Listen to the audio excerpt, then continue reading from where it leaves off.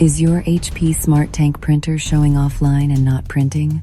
Don't worry, here's how to fix it fast. This guide is brought to you by Printer and Scanner.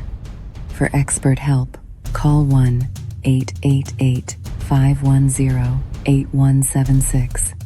First, make sure your printer is turned on and connected to the same Wi-Fi network as your computer. Restart your printer and router, then check the status again. Next, on your Windows PC, go to Control Panel, then Devices and Printers.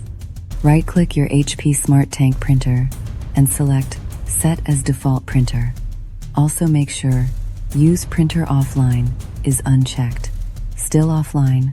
Press Windows plus R, type Services, MSC, and restart the Print Spooler service. If the issue continues, update or reinstall the latest printer driver from the official HP website, or use the HP Smart Apps Diagnose and Fix tool. That's it.